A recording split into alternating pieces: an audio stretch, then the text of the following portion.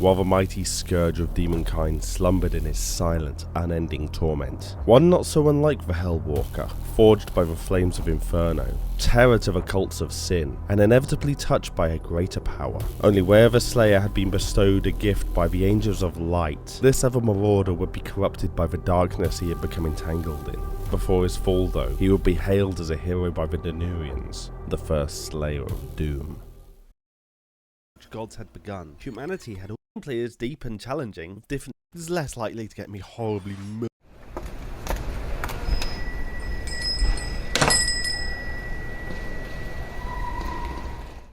When word came of a hostile incursion overrunning the USE's Phobos base, a legion of stationed Marines were deployed to fight the threat. Not knowing what they were encountering, the soldiers soon fell to what transpired to be an invasion from hell itself. Most were killed, only to be brought back as slaves of demonic will. Even the most skilled eventually succumbed to the overwhelming odds, and it would take the intervention of trans-dimensional powers to save them from the shores of hell.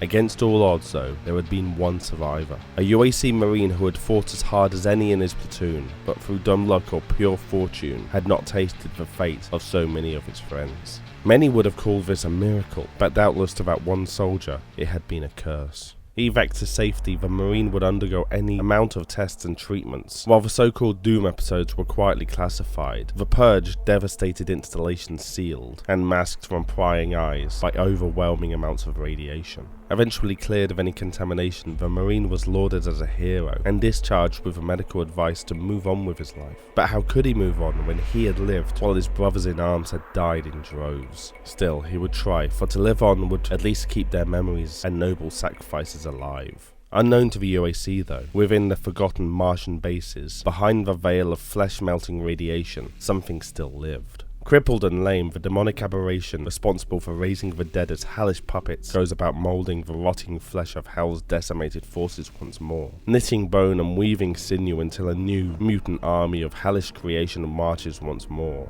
If not for the freak transmission of an old relay satellite, there would have been no knowledge of this new threat, and humanity would have again faced extinction. A call is made for soldiers to fight the renewed foe, but everyone knows the mission would be certain death. Ultimately, only one Marine is sent in, the one most experienced to handle the situation, feeling he owes it to himself and his fallen comrades to finish the fight. Travelling back to the deserted installations he knew all too well, the Marine would again tear through the demonic forces, travelling to hell in the process, and eventually slaughter the mother demon, putting an end to the renewed threat and avenging his friends. But despite his victory, he knew he could never go home again, for the threat posed by hell would forever loom over humanity. He would remain in hell and ensure that another invasion would never take place. During his time there, he would learn a great many things, including stories of a great terror demons dubbed the Hellwalker, and a race of people being systematically assimilated and consumed by hell, the people of Argent Danur. Along with the Hellwalker, the Denurians had been watching the Marine, dubbing him the Marauder. Where the Hellwalker, possessed by the spirit of one of their own, was ruthless, vengeful and uncontrollable, the Marauder was much more tactical about his encounters, something the Denurians considered much more valuable at this point. They needed a warrior, not a vicious animal. As such, they would seek out this Marine and forge a relationship with him, allowing him to battle alongside the Night Sentinels, and gifting him a Denurian weapon of great power, an axe forged of argent energy. With this honour, they would grant upon him a new name, dubbing him the Slayer of Doom. The alliance would not last though, for deep down the Marine was driven by his past losses and willingness to save his world, even if it meant the sacrifice of others. Knowing this and facing extreme resistance, now the Hellwalker had found the favour of the Seraphim. The demons approached the first Slayer and offered him a deal.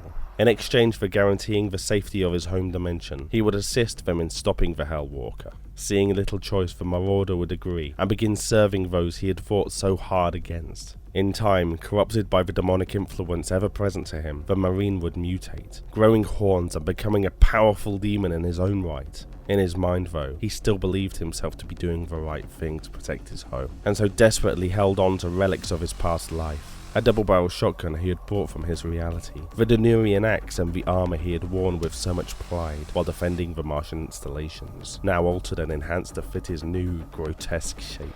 Given enough time, the Denurians would grow desperate enough to seek out the Hellwalker, dubbing him the new Doomslayer, and allowing him to lead the Night Sentinels against the unholy crusade. The damage had already been done though, and soon enough the Marauder would assist in entrapping the Slayer into a tomb of eternal slumber, while he went on to assist in subjugating more worlds in an effort to protect his own. But one day the two Slayers will meet, and on that day the Marauder will pay for their betrayal, or they may finally end the perpetual fear all demons live in by taking the Hellwalker's head. Either way, it is clear that there can only ever be one true Doomslayer.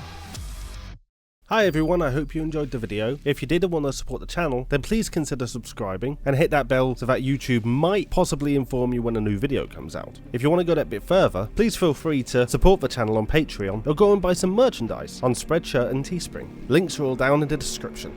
Other than that, have a great day and I'll see you next time.